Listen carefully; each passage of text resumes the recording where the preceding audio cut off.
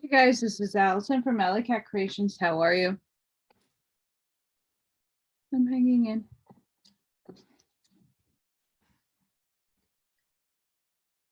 Because it's a long chapter, we gotta get through it. Oahspe, chapter 31. Yep. Make sure you hit that like button. Make sure you subscribe. Share is caring. Pass the word around. Let's get to it. Hope everybody's doing really good tonight. My prayers are for everybody in Arkansas and Oklahoma.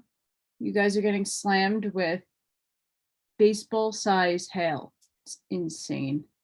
I'm a weather weenie, by the way. I watch weather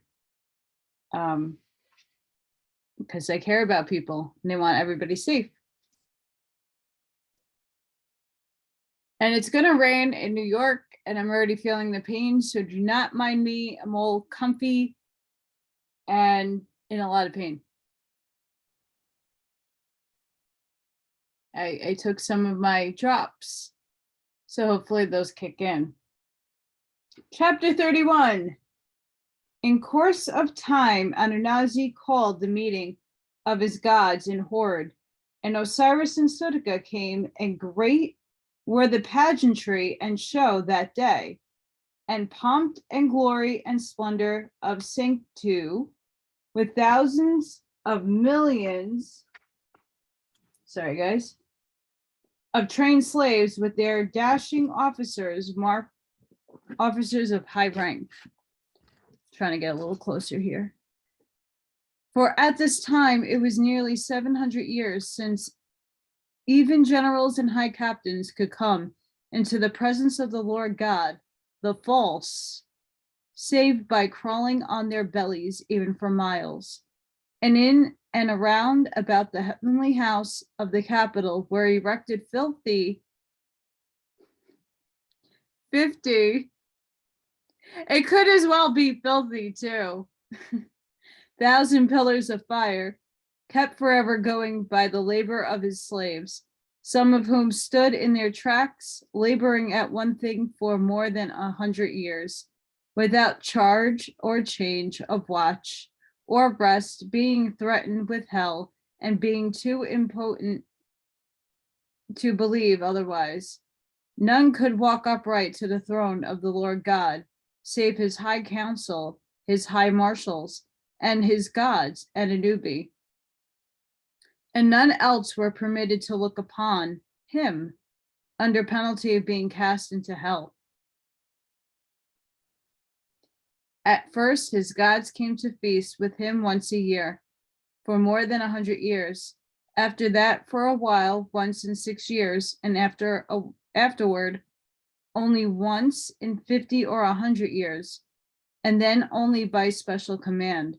So it came to pass that the coming of Deus, false gods, was an occasion of rejoicing and glory to upward of 12,000 million inhabitants of the kingdom of Anunnaki. Far from and near, they were extra clothed and fed and greeted freedom for the time being. On the last occasion referred to, the gods were received by hundreds of millions, called the receiving hosts, in fire ships of great size and brilliancy, and thus conducted up to the roadways of the court, nearer than which the receiving host dared not approach.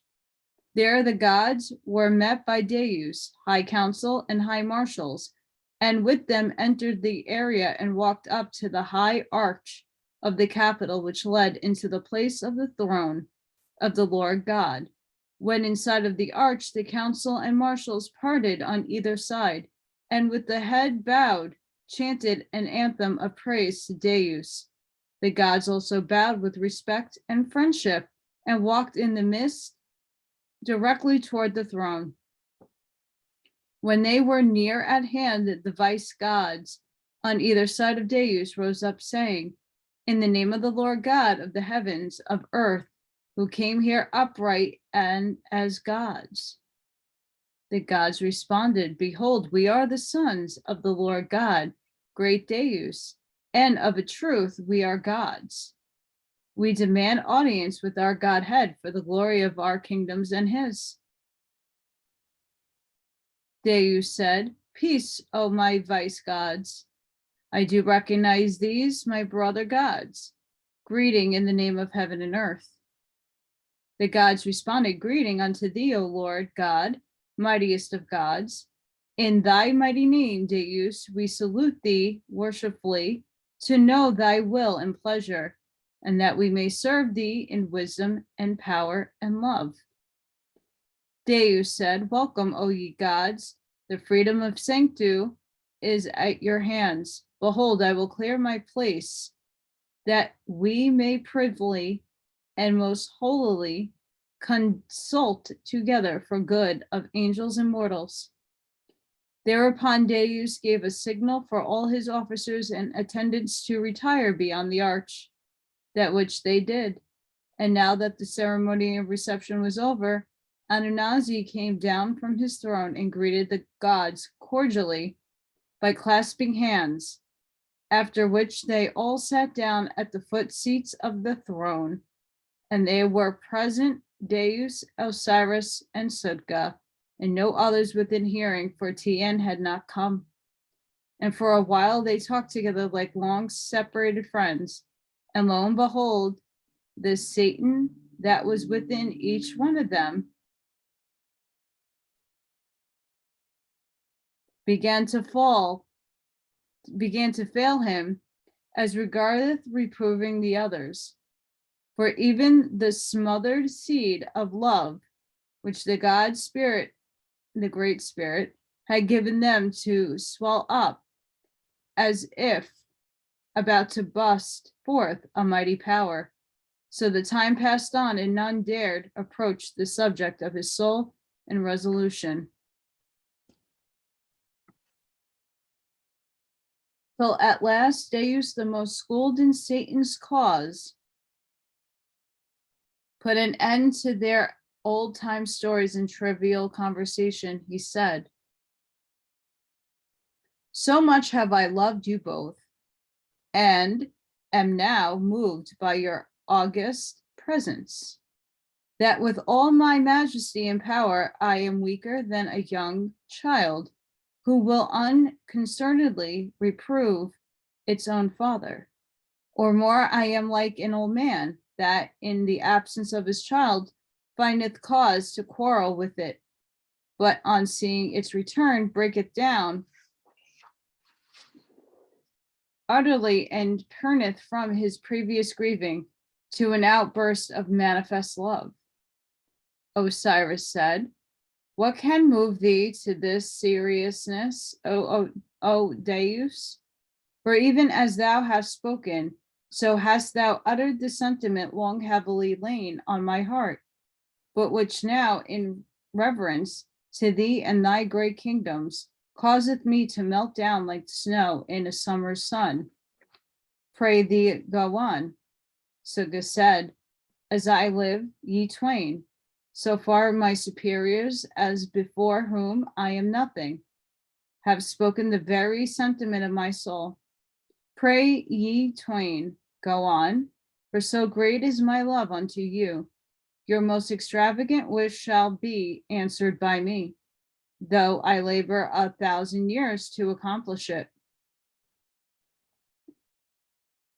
Thereupon Deus sweetly told his tale, even as Satan had taught him.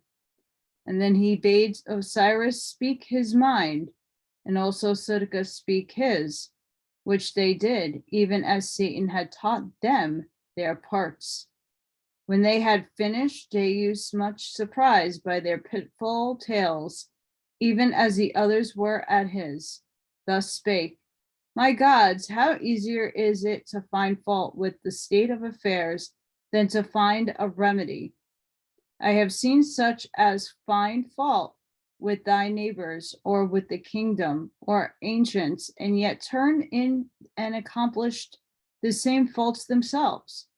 We all do know that one of the complaints we had against the old Divian laws was their bondage over the lords and their dominions, holding them to the letter. Whereupon, when we confederated, it was to give independence to each and every lord, to rule his own heaven and division of the earth in his own way. And this was granted unto all my lords, and unto me and my kingdom likewise. And behold, where it hath harvested in the fullness of my soul, I gave you certain doctrines to give unto mortals, chief of which was to make my name worshipful on the earth. But I bound you not, saying, do ye this and no more. But I said unto you, here is the substance of the foundations of my doctrines. Go ye unto mortals and teach them these things, adding or abridging according to your own wisdom. And this ye accomplished, and added thereunto the temptation to mortals to become carnivorous, whereby the grades have fallen woefully. And now ye find fault with me for exacting a certain number of slaves annually, or a certain grade, complaining that your own kingdoms are becoming flooded with dewdraws. Osiris said, hear me, O Lord my God, for I have labored for thee and thy kingdom many hundreds of years.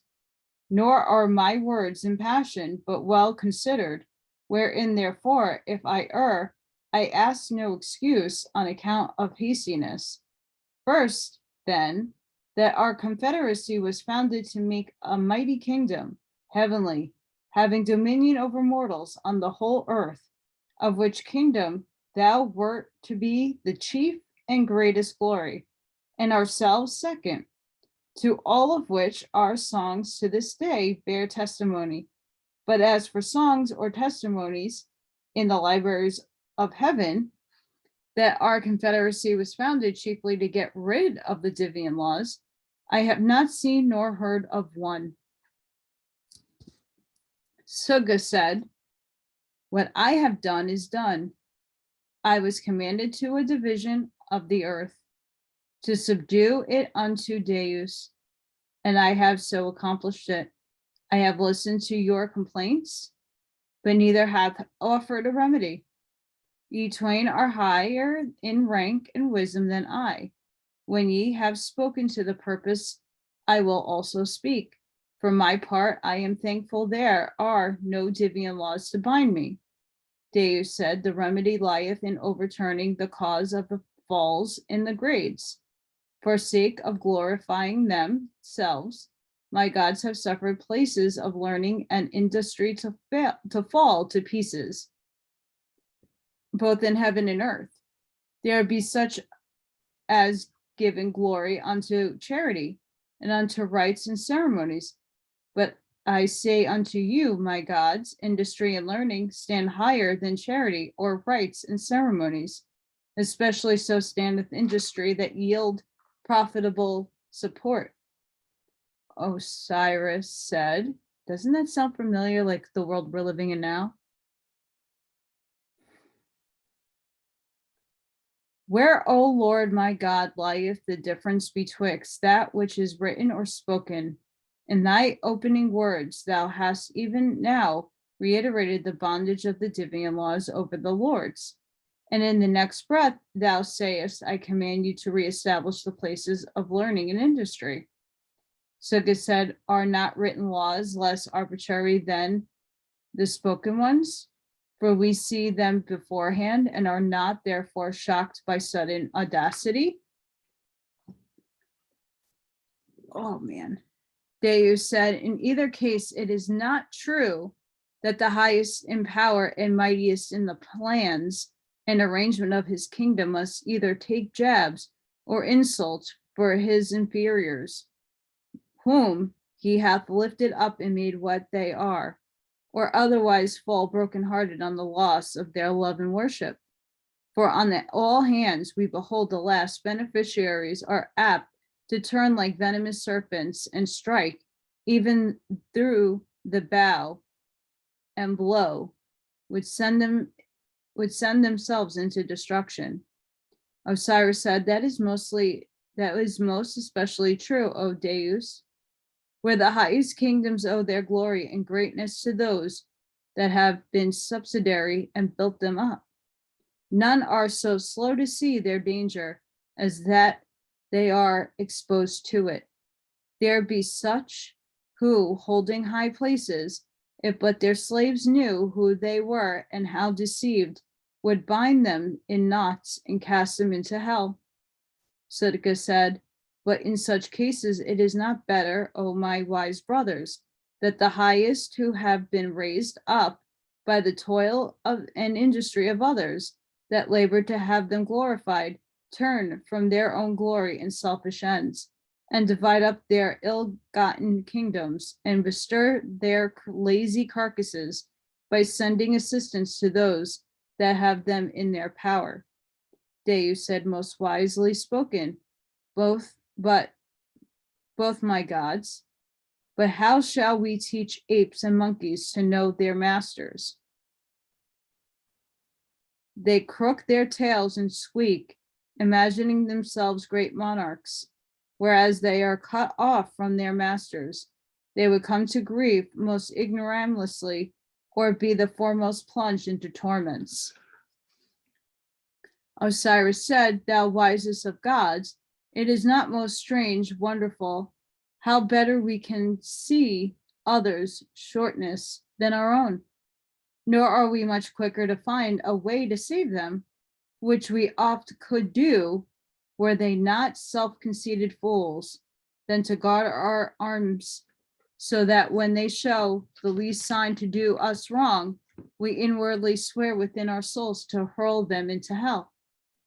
Suga said, O my loves, it is sad reflection when we survey mighty kingdoms at their quarrels, knowing that if either dare lift a hand to destroy, we ourselves hold the key whereby they can be, both script of their highest subjects and their greatest glories, and left in the ruins of their own evil concocting. But the wise bid their time, and oft are fortified with others, know not of it. Deus said, my most wise gods, ye have spoken great wisdom. I will weigh your words and be governed accordingly. For your most holy visit, I am honored above all I deserve. Osiris said, words cannot express my reverence for thy spoken words, O Deus. Suga said, I bow with sorrow to leave the place of such wisdom, love, and power. And now Osiris and Suga stepped backward, 4 paces each, both separated from each other, with their heads still bowed. By a signal, the vice gods re-entered and stood beside the gods. And then all with heads bowed raised their hands and saluted in the sign central sun. Deus answered them on the sign music of the satellites. Slowly now, with the measured step, 2 low, sweet music backward, the gods and vice gods crossed the area and passed the arch, where the vice gods left them, and returned within. But the gods were now met by the high council and high marshals and conducted to the entrance gate, where they left them, and they were received, Osiris and Suga, by their hosts and reconducted to their ships in great pomp and honor, and that they are at set sail for their own heavenly kingdoms. Now, in this whole proceeding, the gods were all surprised that Tien came not, nor by the messenger or otherwise answered the summon, nor could one of them imagine the cause. I wonder what happened.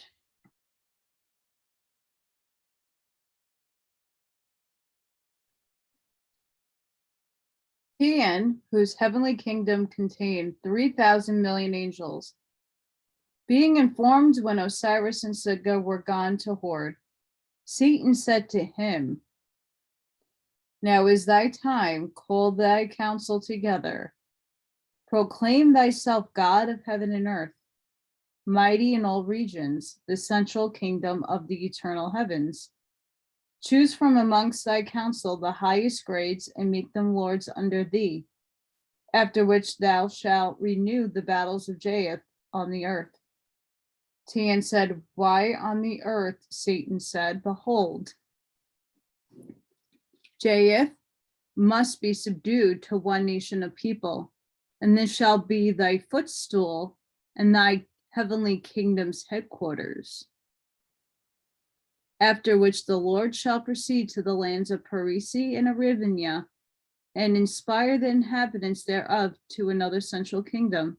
And when mortals are then subdued to limited numbers, thou shalt have but few to deal with in order to make thyself God of the whole earth. Tien said, thou art wiser than all gods. Behold, my way is clear. So on the day of Deus, meeting with Osiris and Sitka, even the same day, Tien severed the bonds betwixt his heavenly kingdom and all others, and he chose 12 of his highest grade in the Holy Council and made them lords of the earth. In the Holy Council and made them lords of the earth, but he allowed no portion of the earth to be any one alone. He said, I will not give them kingdoms. This is the strongest way to keep everything in one's own hands. Tien then, through the lords, whom he sent down to the earth, made Ken Kwan mortal king of Japheth, with the title of king of the world and sun and moon and stars. And the lords caused Kan Kwan to build an Oahspe spirit house or oracle, where he could receive the commandments of Tien, the holiest, all highest ruler of heaven, as to what he should do in order to subdue the earth unto himself. Tien said, and my gods, say ye to Ken Kwan, when the earth is subdued unto himself, behold, I will also come down and dwell in the temples he buildeth for my lords. And when the king goeth forth and subdue a place unto himself, he shall immediately build a worshipful temple and dedicate it to me and my lords, whose names ye shall give alike and like in all places. For I will not confuse mortals with multiplicity of heaven lords. And the king shall show unto the people that there is but one high ruler in heaven, whether he be called Hojas or Jas or Potin or Tien, and that I am the person. But in no case shall the king suffer the worshippers of the Great Spirit to remain alive upon the earth. Tien said, my lords, take with you each 1,000,000 angels, strong and cunning in war. 12 million are sufficient, for ye shall not scatter them about, but keep close in the neighborhood of war and of the king. As when a fire burneth, beginning from a spark and spreading outward to a city is consumed, so be ye concentrated and potent. This is the whole art of power. And while this mortals sleep, your angels shall come upon them and give them dreams and visions of glorious success.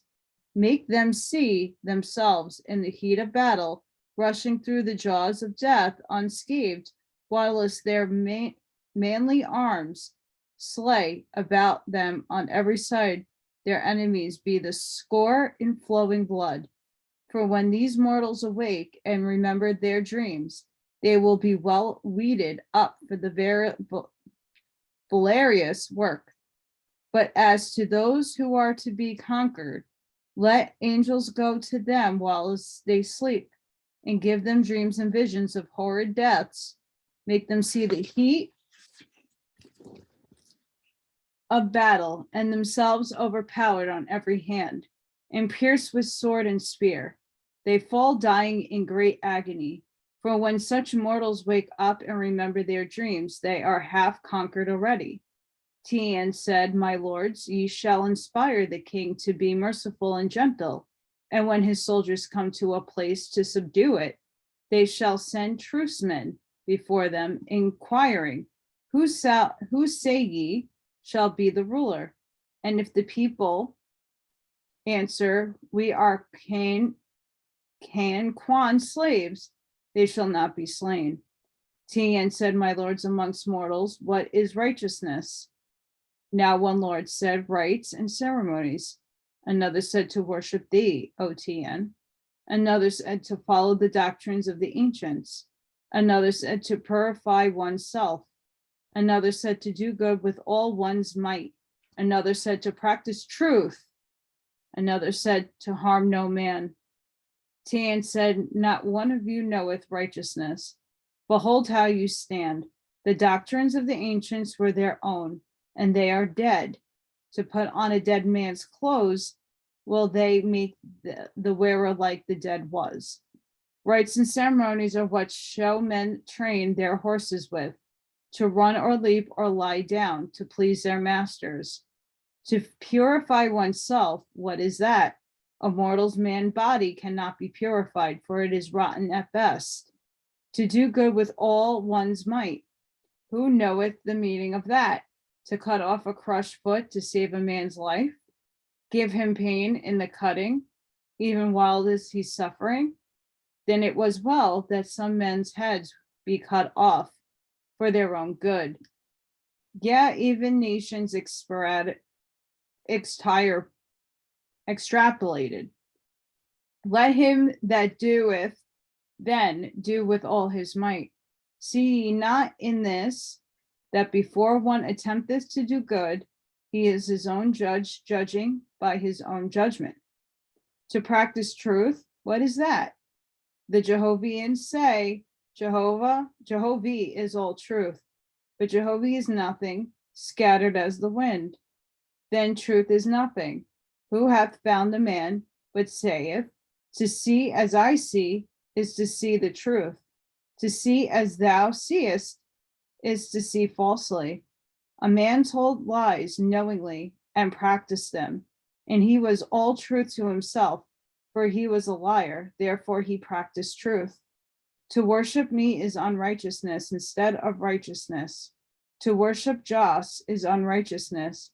To worship the nondescript Jehovah is unrighteousness, and to worship Po is unrighteousness also. Behold this matter. The large trees in the forest were smothering out the small ones, and the small ones said, we praise you, giant oaks, for the many blessings we have received, but merciful unto us. The large trees laughed at them, and they died. Is this not Jehovah? Is this not the gods? For all mortals at best are but unhatched eggs, and when they are dead, their souls are as hatched chickens for the gods to play with and to use in their own way. Tian said, teach ye this to mortals, and teach them moreover to choose what God they will. And if it be me, then I will labor for them. If it be me not, then I am against them. This is righteousness. Reciprocity betwixt gods and mortals, reciprocity betwixt mortals themselves to war for opinion's sake, in order to develop in steadfastness, to help the helpless, to feed and clothe the stranger, and to worship the father and the mother. Chapter 33. Tian's lords and their angels departed out of Shi-Su-Gro, Tian's heavenly place, and descended to the earth on their mission, and this was what came of it, to wit. Kan Wan was the son of Quan Ho, a flat head, but Quan came of the converts to the Brahmin priests, and so had not his head flattened. But because Suez and Surgris had been long in their family, they descended to Quan all the same. And he could see and hear the angels and their lords, hear all the words spoken to him, a most excellent thing in a king, when Judras are restrained from observing him. The lords guarded Quan on every side, day and night, and Quan, being stupid because of the flat heads of his parents, he was well suited to carry out all that was commanded of him. So he at once announced himself with all his titles, and sent heralds hither and thither to proclaim him, and let all peoples and kings know that he was coming to subdue them under himself. Quan issued this decree to wit, King Quan, king of the world, and the sun and the moon and the stars, I command, son of the sun, son of Tian, behold, there is but one ruler in heaven, Tian. There shall be but one on earth, Quan. Bow your heads down, I come. Choose ye to bow down or to die. One or the other shall be. When the world is subdued to me, I will war no more. In those days, there were many great kings in Jareth, and their kingdoms were in many places far apart. Betwixt them, in a sparse region in the valley of Loon, lay the city of Oahspe, and this was the small kingdom of Quan, known for thousands of years. When other kings heard of Quan's proclamation, they laughed. And this is the variety of mortals, for they heed not the power of the gods over them. So Quan started with an army of 4,000 soldiers, men and women, with spears, axes, scythes, swords, and slings, and bows and arrows, and he marched against Tiziat, a city of 100,000 people, and here ruled King Cha-un-shin with 20,000 soldiers. Cha-un-shin laughed. He said to his captain, send out 1,000 women soldiers and kill Quan and his army, and they are mad. They know not what war is. The captain went forth to battle, but he took besides the 1,000 women soldiers 1,000 men soldiers. But lo and behold, Quan and his soldiers knew no drill, but they ran forward so strangely that their enemies knew not how to fight them. And they fled in fear, save the captain and 100 women, who were instantly put to death. But not one of Quan's army was killed. Cha-un-shin was angry, and he sent 10,000 soldiers against Quan's ragged army. And when the battle was begun, the angels cast clouds before the host of Cha-un-shin, and they thought they beheld hundreds of thousands of soldiers coming upon them, and they turned and fled also, save 500, whom were captured and instantly slain, men and women. Cha-un-shin said, it is time now I go myself. My laziness has cost me dear. On the morrow, I will lead 30,000 pressed men and women and make it a day of sport to slaughter Quan's army. So the king sent his marshals to select and summon his soldiers during the night. Many were too frightened to sleep, and those that slept had such visions and dreams that when they awoke, they were as persons nearly dead. Cha-un-shin next morning sallied forth out the city to battle, going before his army. When he saw the pitiful army of Quan, he said, of a truth, the world is going mad. That such fools have courage is because they know not what a battle is. But that he rushed forward faster and faster, calling to his soldiers, but they stretched out in a line after him, for they trembled from head to foot, remembering their dreams. Presently, Quan and his army started for them, not with orderly commands, but screaming and howling.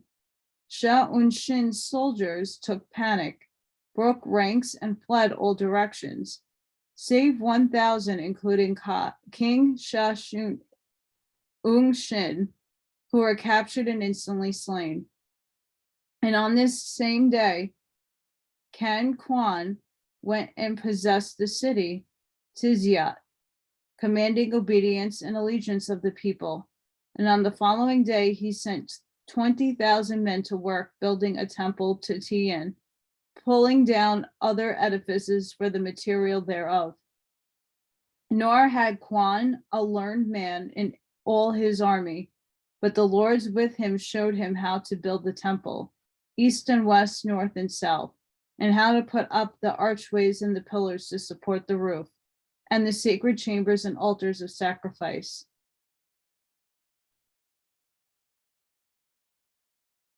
Of brick and mortar and wood built built he it.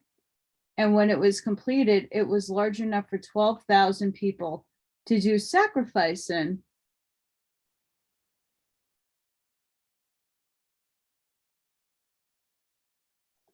And it was from the first to the last 40 days in building. Sacrifice.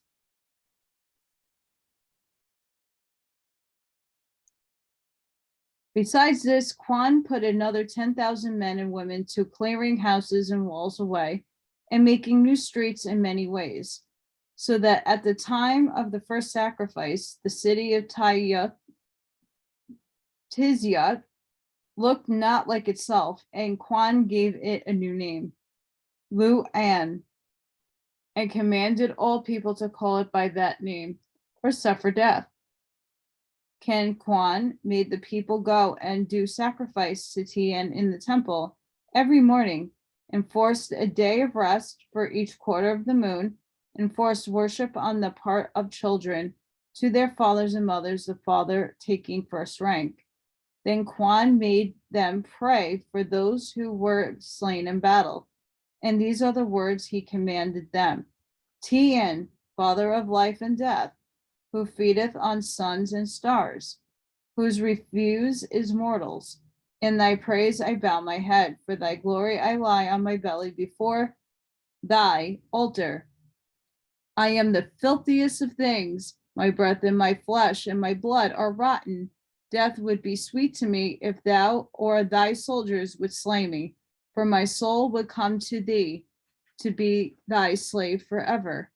Behold, my brothers and sisters who fought against thee are dead, and I glorify thee because thereof we have buried their carcasses deep in the ground, good enough for them. But their spirits are lost and wild on the battlefield, howling about. O Tien, Father, send thy spirits from Chi Su Grow, thy heavenly place, to them to help them out of darkness. And we will ever praise thee, our mightiest, all highest ruler.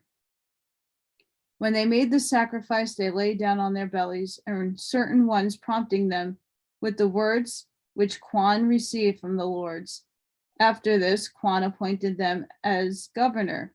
Ding Zhao, who was the first governor of a province in Jairith, after the order of governors, as they exit to this day, which is to say, as the Lord is to God, so is the governor to a king. Did we hear that just now? Dictatorship in our everyday present world. Mic drop. And this was the first of that order established by the god of Hada. Prior to this, like a government had been given to Jehovah, to the faithless, even as it had been given in its purity to the pure, so is it now given to in its crudity to the crude. Jehovah said, independent kingdoms shall not exist side by side, nor shall one be tributary to another, but thou shalt be one whole, unless there shall be parts thereof, not over, not under them, but as helpmates.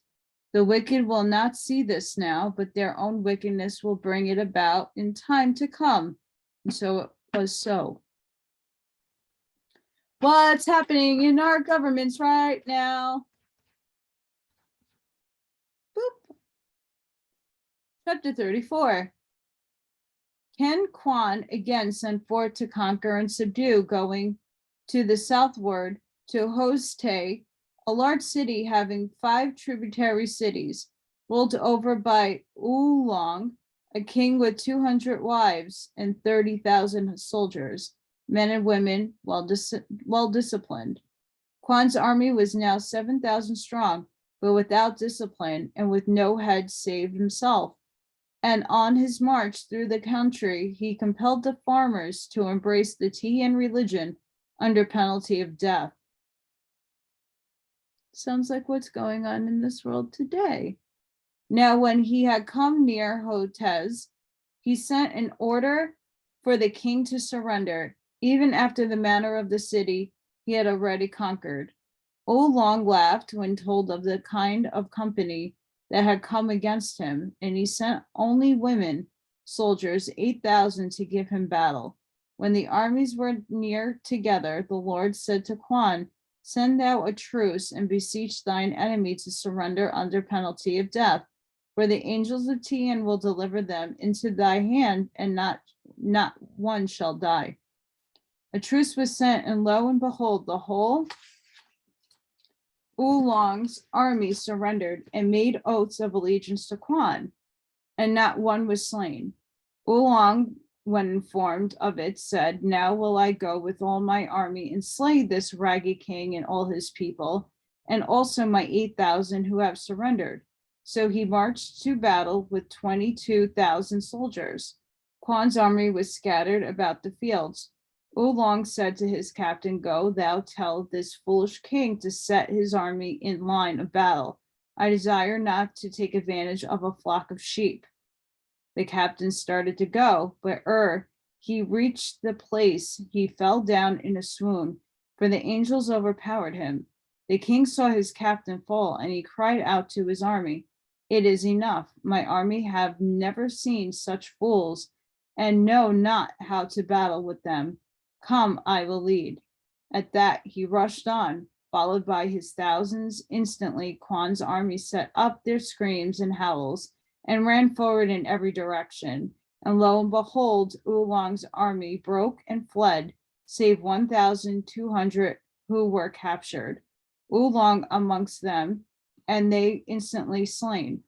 But Quan's army, only one man was killed.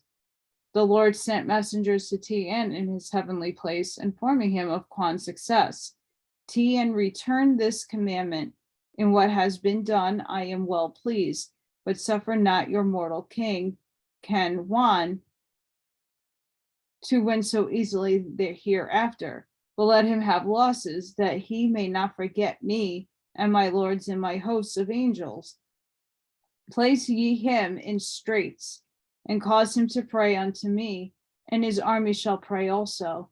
And when they have thus sacrificed, delivered him and his army from their straits, and make him victorious for a season." Quan entered the city of Hotez without further opposition and possessed himself of it. At once he caused 30,000 laborers to fall to work building a temple in Tien. Another 20,000 he caused to pull down houses and make other streets more beautiful. In 28 days, the temple and the streets were completed. And on the 29th day, the sacrifice worship commenced, and all the people were obliged to swear allegiance to Quan and to Tien or be slain. And on the first day, there were slain 4,000 men and women, worshippers of different gods, but for the main part, the Great Spirit, who would not take the oath. After that, none refused, and so Quan gave the city a new name, Tu Shon, and he appointed So Wustis governor and command the tributary cities come under the yoke. After that, Can Wan went forward again to conquer and subdue, and the lords of heaven and their 12 million angels went with him, and in advance of him preparing the way, and the news of his success was spread abroad amongst mortals also, well exaggerated, so that the inhabitants of the cities far and near feared him. The Lord suffered Quan to conquer and subdue yet 3 other large cities without loss to his army. And lo and behold, Quan began to think it was himself that possessed the power and not Tien. The next city, Shiguo, was a small one, 50,000 inhabitants. Quan inquired not of Tien through the lords as to how to make the attack, but went on his own judgment. Now there rule over the city a woman, Lone Gui, a tyrant little loved, and she had but 4,000 soldiers, and Quan had 7,000. Quan arriving near demanded the place, but the queen answered him not with words, but had her soldiers in ambush, and this fell upon Quan's army, and put one half of them to death, and yet the queen suffered small loss. Quan, not finding his lords with him, fled, and his remaining army with him. But the lords urged the queen to pursue him, and she again fell upon them and slew another half, and crippled hundreds more, but the queen suffered small loss. The lords then spoke to Quan, where he had escaped, and said unto him, because thou wert vain, and rememberest not me, who am thy heavenly ruler, Tien, I have labored to show thee that of thyself thou art nothing. Then Quan prayed to Tien, saying, most mighty ruler of heaven and earth, thou hast justly punished me. I pray thee now with good repentance in the bitterness of my shame. What shall I do, O Tien? I am far from home in a strange country, and my army is well nigh destroyed. All nations are against me. A sheep is safer in a forest with wolves than I am in those regions. The Lord said unto Quan, now that thou hast repented, behold, I, Tien, will show thee my power, for thou shalt gather together the remnant of that army, and turn about and destroy the queen and her army, and put them to fight and possess the city. Quan on the next morning began, inspired by his lords, prepared for battle, though he had not but 700 men. On the other hand, the lords and their angels spared in dreams and visions of the queen's army, saying to them, the queen is deceived and led away into a trap. Quan will be joined in the morning by 50,000 men. Prepare therefore to die tomorrow. On the morrow, then on the queen's side, the soldiers related their fearful dreams to one another, and hardly had they finished the matter when Quan's army came upon them, and the angels more than 50,000 took on Sergris, seeming even like mortals. At sight of this, the queen's army were so frightened that they could not flee, save a few, but nearly the whole army surrendered, throwing away their arms and lying down. Quan and his army fell upon them and slew them, more than 4,000, who were rendered powerless by the angels' hosts with them. Quan then went into the city, doing as previously in other cities, establishing himself and Tien. Such then was the matter of Tien, the false, of establishing himself in Japheth. Hear ye now of Suga, of Vinu, and her heavenly kingdom.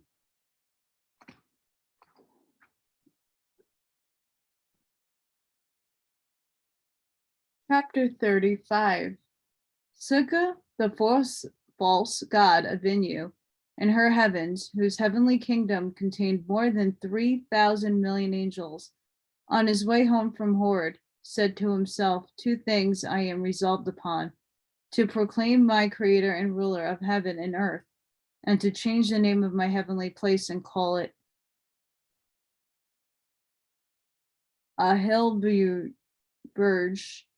the mountain of the clouds. Sorry if I'm annihilating that word. Satan spoke to Suga, saying, thou art highest God, hear me. In the land of Vinu, down on earth, and in the heavens above, the land of Vinu, what God hath labored like unto thee. Thou didst establish Deus for nearly 1,000 years in these regions.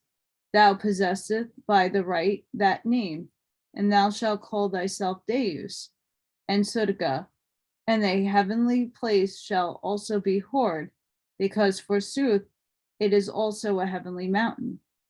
Suga said, most wisely said Satan.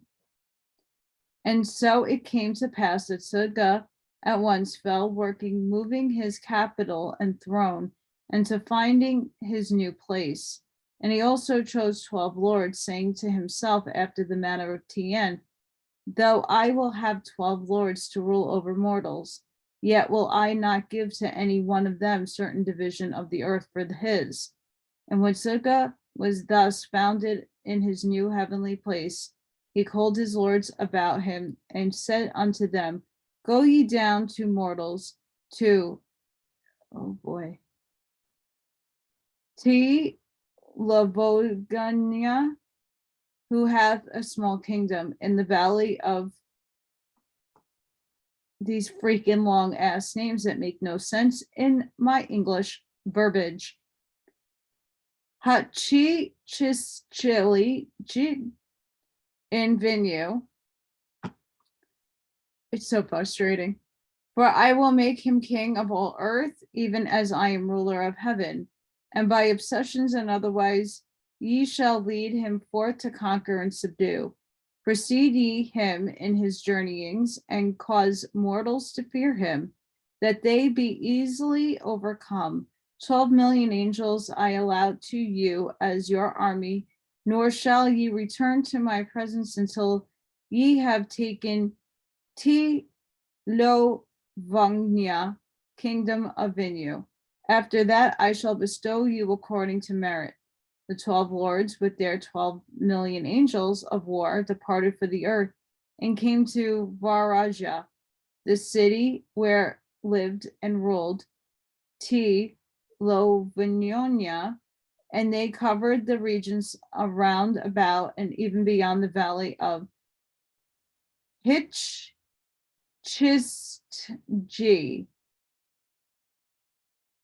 I can't with these names. Laonia was the son of Herkrava, who was the son of Han Kuryavat, who was the son, oh my goodness, with this. One reason why I really didn't want to read this book, because I cannot pronounce any of these things properly. And I'm sure a lot of you couldn't either if you looked at what these names look like.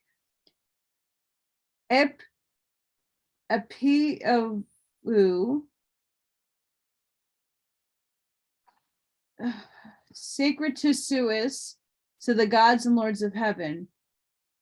So Lovagnia talked with Sodka's chief lord, who said unto him, behold, thou shalt proclaim thyself king of the world, for I am the hosts of heaven are with thee. Lovagnia said, alas, mine is the weakest of kingdoms. I have not 1,000 soldiers. Other kings will laugh at me. But the Lord answered him and saying, what are mortal kings in the hands of Deus? He said, who is Sodka? I say unto the nations of the earth, go down, and they will fall. I say, rise ye up, and they raise.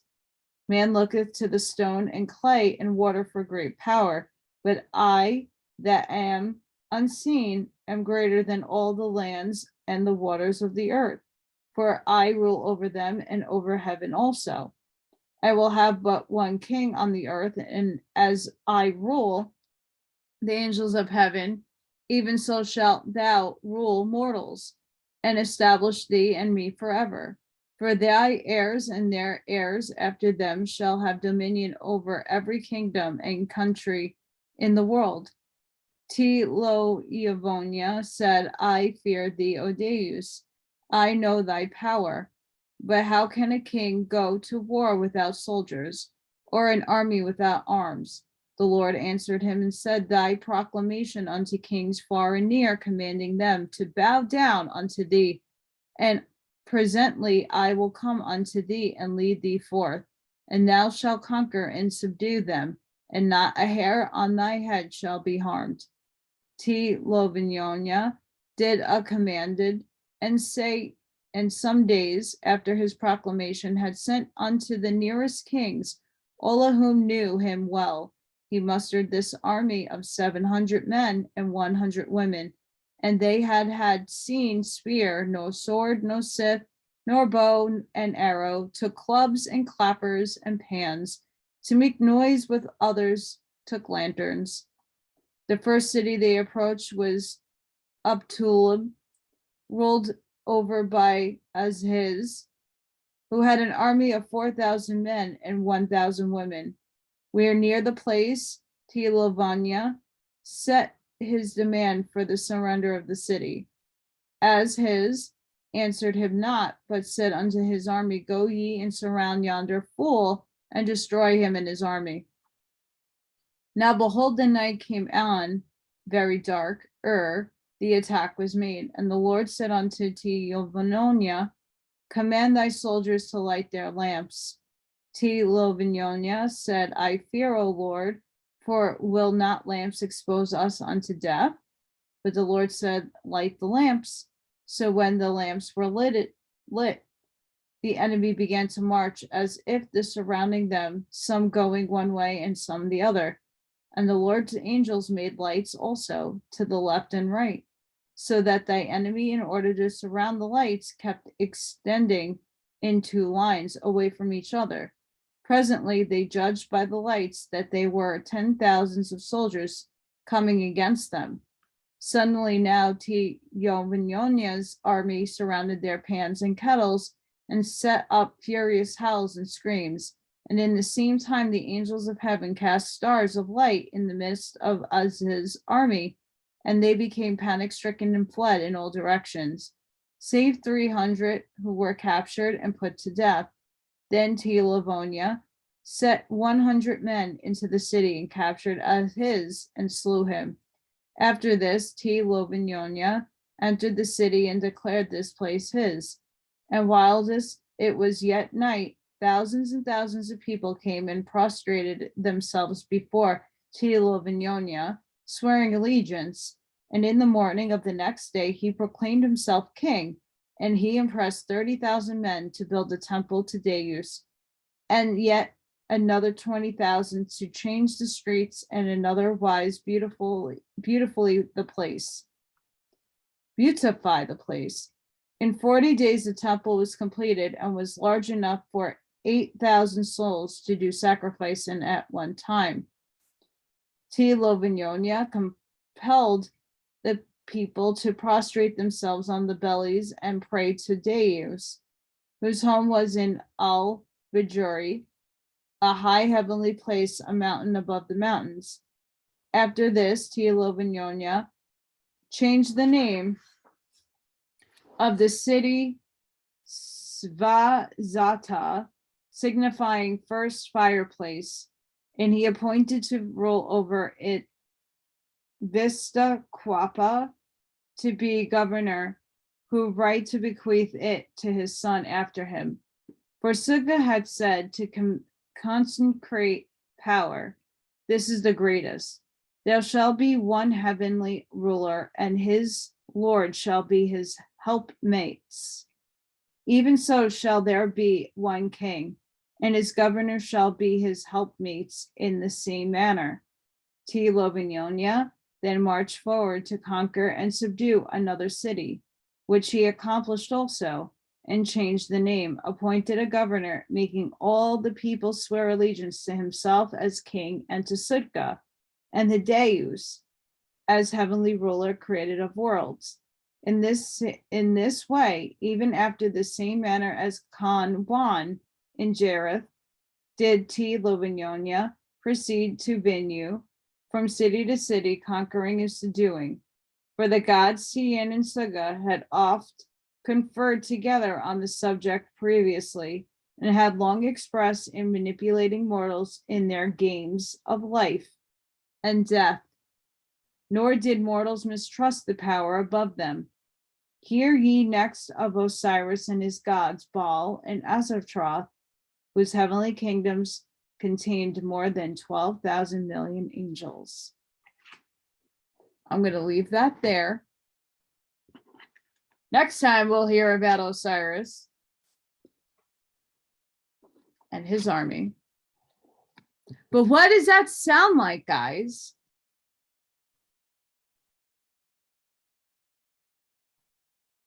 Doesn't it sound like what's happening now in our world, where we have governors, but we have invisible people behind those governors making some calls, and they're just puppets following orders?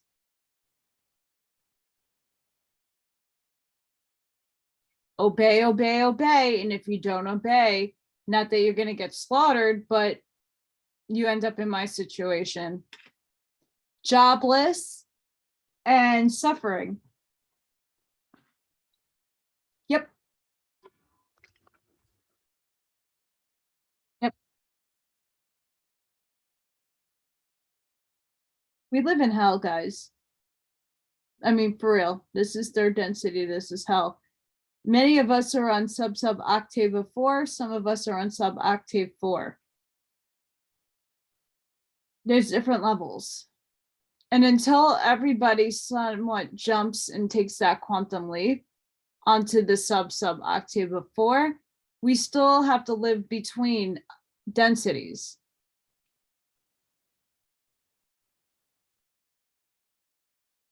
And for many of us, time is running out. My time is running out. As I want to do this and continue my mission to the awakening and help everybody who watches certain truthers and certain people with the books that they recommend people read, that's what I'm doing. Amongst the fact that it helps awaken people to outside perspectives and paradigms that they're not used to. My mission will end if 3D shit doesn't end or my bills are paid. And I hate emphasizing this every video. It's annoying, obnoxious, and not within me to do so. But I do need help. So if anybody can give me a love donation, it is very much appreciated. A like and a share also helps. It's very aggravating. And when people tell me go get a job, well, tell me which ones in New York don't have a mask or a mandate that pays properly and that I could physically handle.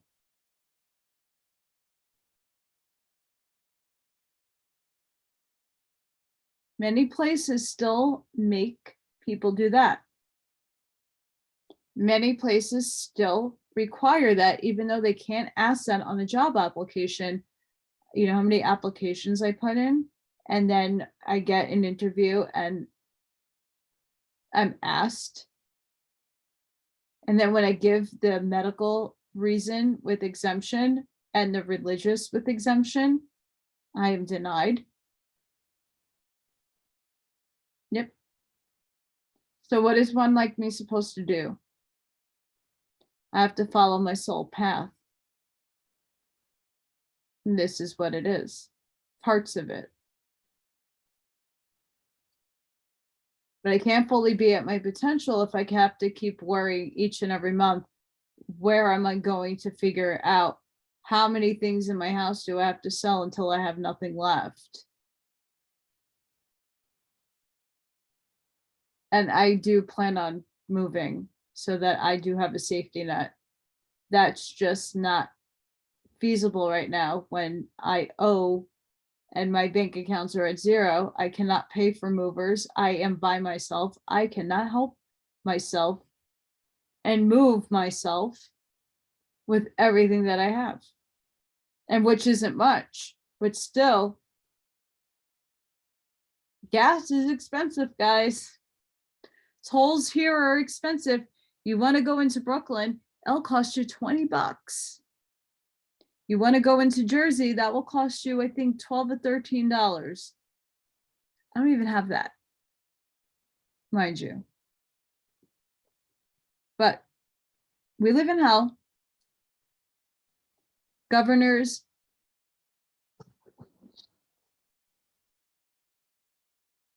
we're going to find out about Osiris next. Hopefully the names aren't atrocious. I'm sorry that I can't pronounce those things. They're not easy. And I'm not here to make fun of them. It's just, you know, I'm not really good at reading other languages. At most, I can read Spanish. And I know I get some people that do comment in Spanish. I will get back to you. There's some stuff I have to get translated, but for the most part, I understand and comprehend what you're putting out there. Thank you. I don't mind. And oddly enough, I listen to music in different languages and it sings within my soul. Like I listen to Norse folk, Norwegian, Icelandic folk music like Wardruna and Halung, Moknir, Donaham.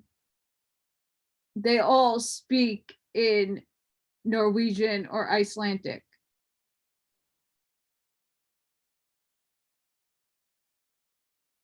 And it's beautiful. Do I understand it all? No, but I get it. German. Listen to a lot of that music.